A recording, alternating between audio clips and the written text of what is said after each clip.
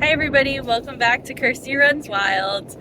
We are on the way to golf for my first time ever. Zach's driving, and I am 20 weeks pregnant. So it's July 13th, it's Sunday, so I am 20 and a half weeks pregnant. I'll be doing my half-baked photo shoot sometime this week after I get my anatomy scan, which is scheduled for this upcoming Friday. So I'll have my new ultrasound pictures and the Ben & Jerry's half-baked ice cream, and I just will kind of have fun with that. So, but updates for this week, or this past couple weeks, basically one of the main ones is that I found out that I am I got the genetic testing done, and one of the genetic screening results came back that I'm a carrier for cystic fibrosis, the recessive gene, and I'm a carrier, so I don't have it. So what that means is that nothing really happens from my understanding. If you're a carrier, you just carry the gene, and my family didn't know that they were carriers. Like, it either came from my mom or my dad, obviously, and they didn't know, and we have really no cystic fibrosis that we could identify kind of going back, so not really sure who it came from. But the next step would then be to test Zach, for Zach to get tested, which my OB did kind of like write him an order for that, but his insurance basically didn't cover it, and he would have to pay like $600 for the test, so we're not doing it. There's a pretty low chance that like our baby would have cystic fibrosis. I did the math, and like it would be a 1% chance that our baby would have cystic fibrosis, knowing that I'm a carrier and not knowing if he is or not. If we did know he was a carrier, which there's only a 4% chance of him being a carrier, then there would be a 25% chance of our baby having cystic fibrosis, because it's a recessive gene, so both recessive genes would have to match up in order for the baby to have cystic fibrosis.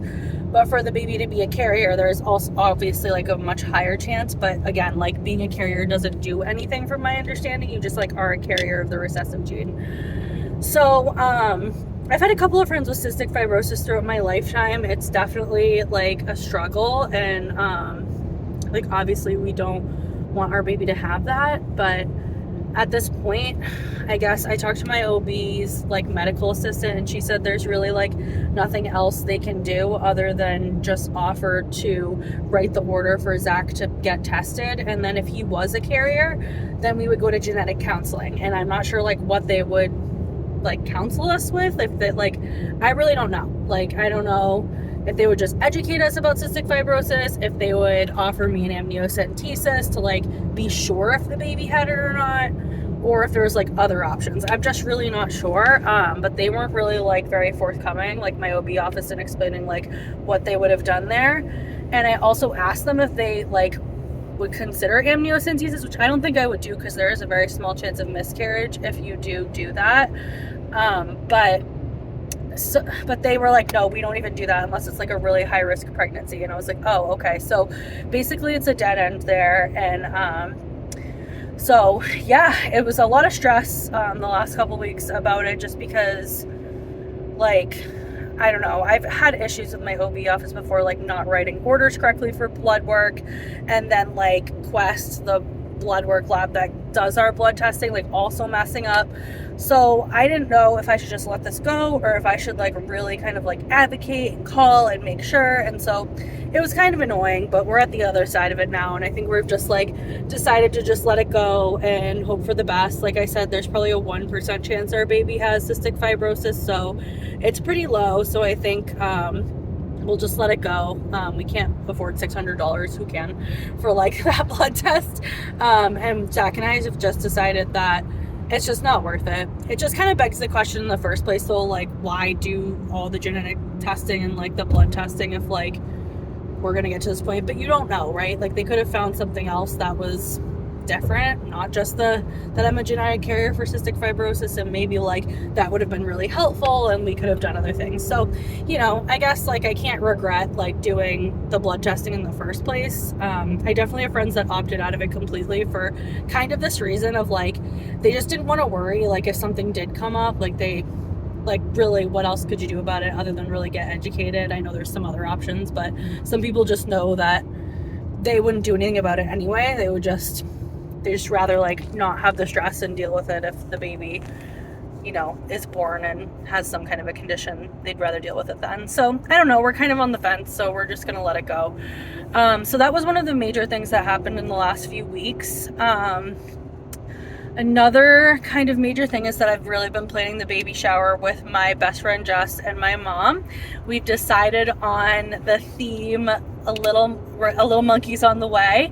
I love the energy of the monkey just being super playful and super active for a little boy. So I just like, that really has my heart. So kind of like leaning more monkey than jungle. My cousin did more of like a jungle theme with like elephant as the main animal, and you know, not that I like have to be different, but I just rather like lean more like monkey. And but I know a lot of the decorations are more like jungle themed in general, so like I get that it might be like other animals too, but you know, my friend's gonna like feature the monkey on the invitations and the welcome sign and everything, and my mom and her finally got connected and are going to really start planning that. We picked the venue. We're gonna go to Marlborough Country Club, which is exactly what it sounds like. It's a golf course, and we've been there before for family events, like after funeral, reception, whatever you call it, and just some other like family things we've had there before where they've done a good job just kind of providing the food, and I think like I can decorate the room and stuff like that. So my mom and Jess will be having fun decorating the room beforehand. It's going to be on September 14th, which is a Sunday, from 12 to 4, and that's about a little over 2 months before my due date, which is November 26th. I would have rather had it, I think, a little bit earlier just to like prepare more after, like, you know, getting all the presents and everything, giving myself time, Zach and I time to like assemble, unpack things, still get things we didn't get. But you know, like it was just hard with the holiday being Labor Day right before that to kind of dodge it. So I kind of like erred on the side of like after, so people could just, I know like settling back into fall routine takes a little bit sometimes. People are trying to get last minute vacations in August, so I just kind of steered clear of that and went to like mid-September. So I'm happy with that. And yeah, so feeling good about that. I'm trying to get the last of the addresses. I'm inviting about 40 women in the end. I thought it was going to be like 20, and then I don't know, I'm in AA and it just kind of like blossomed. Like I know so many women, I go to multiple women's meetings in AA, and it's such a beautiful thing. And ever since I've kind of announced I'm pregnant, so many people have been supporting me more, talking to me more.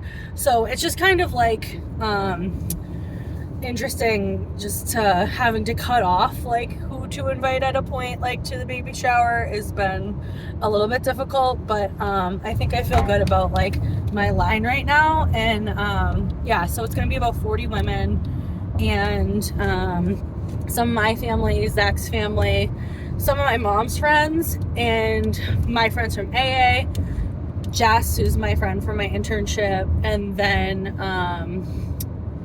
who else am I missing? I have a couple childhood friends. So yeah, I'm really excited for that. And let's see what else. So we've decided on a theme for the nursery, which is really exciting. I didn't know if it was going to be the same as the baby shower. We were down to like jungle, like monkey again theme for the nursery, or we kind of came down to that, or dragons, like baby dragons, or like medieval kind of themed castle dragons, knights. And we kind of settled on dragons, I think, for a number of different reasons. Just kind of like, for me at least, it's like a little different. Like jungle is probably the most popular nursery theme that I've been seeing, and I just like really love dragons. It's just like a special place in my heart, like fantasy, castles, medieval. Zach and I both have watched like a couple medieval shows and stuff like that in movies, and I know that we really like that kind of time period too. And we like the colors too of like the dragon, kind of different like decals that we've seen on the walls. It's kind of like a more of like a cool toned theme, typically like blues, purples, grays, whites. And we really like the idea of like gray nursery furniture. So we've got the crib picked out. It's gonna be gray, and then my mom actually showed us a couple of dressers that she used to have in her room that are in the attic now, that we might be able to like finish in a gray. They're blue right now, but we're gonna try to like sand them and spruce them up and like kind of either stain or paint them in like a gray finish, so it should match the crib well enough and hopefully save some money that way. So and just like a couple of last things I did, we're pretty much done with our registry, like the first draft. So I sent the link. I'm using Babylist for a couple of different reasons, but just like you can just link from any other website, which I found just to be the best. And you know, people can buy from Amazon through there if they want anyway, so I figured we'd just do that. So finish the registry pretty much like our first round, and of course like I can change it all the way up until whenever, but I think I'm confident enough with this first draft that I wouldn't mind if people started to look at it and just kind of like pick things that they wanted to buy or order things. So that's been good. And then okay, last thing is we went to my friend Hillary's house, who's one of my friends, and she just had 2 baby boys. Well, she just had 1 baby boy, and then the other one's like a couple years old. And so her newest is about 4 months old. So she was eating my hair. She was actually able to give us her bassinet, which we're wicked excited about. It's like a halo swivel, and it like looks really good in our room. It fits really good. It's like basically good as new. And she also gave us a ton of clothes to go through, so we're in the process of going through those clothes and then like washing them. And yeah, we still have to go through, but it's a lot, but we're super grateful for it because like, wow, that was just a lot. I don't think I know anyone else that's gonna give us like hand-me-downs or anything. My cousin has the 10-month-old Frankie. I keep saying 10 months old, he's almost 1 at this point.